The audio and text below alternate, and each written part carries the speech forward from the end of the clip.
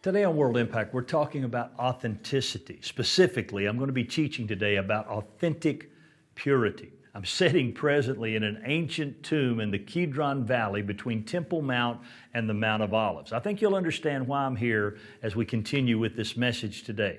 You know, authenticity, sincerity, being true to yourself is a big deal with Generation Z. In fact, in a recent survey by CNBC News, they found that 67% of Generation Z agreed that being true to your values and beliefs makes a person cool. Now, authenticity or being authentic comes from a root word that means real, genuine, of undisputed origin, true, original, or bona fide. This generation wants what is original, bona fide, true. They want something that is authentic.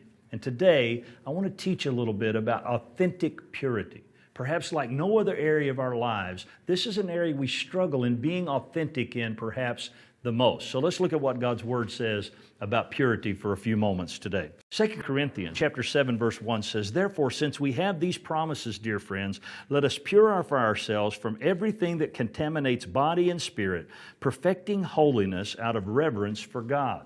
In Psalm 51:10, David cries out, "Create in me a pure heart, O God, and renew a steadfast spirit within me."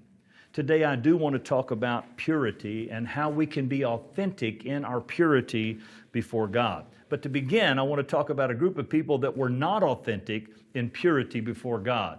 The Pharisees were a sect, a Jewish sect, during Jesus' times of ministry. In fact, they were a very unusual group of people. They emphasized the outward conformity, but inside, according to Jesus, they were a mess. Now, as we read about the ministry of Jesus, he was probably harder on this group of people than any group of people he ministered to here in Judea and even in the Galilee. The Pharisees were not on Jesus' most popular list, so to speak. Listen to what he says in Luke chapter 12, verse 1. "Meanwhile, when a crowd of many thousands had gathered so that they were trampling on one another, Jesus began to speak first to his disciples, saying, 'Be on your guard against the yeast of the Pharisees, which is hypocrisy.'" Now, this word hypocrisy comes from a root word that means acting the part, posing, or trying to be something that you're really not. In other words, being inauthentic, not really being yourself, trying to act like you're someone that you're really not. The Pharisees had a hard time with this particular thing in their lives. They were called by Jesus over and over again hypocrites. Matthew 23:3 explains why. "But do not do what they do." Don't do what the Pharisees do, Jesus says, "for they do not practice what they preach." In other words, they said one thing and did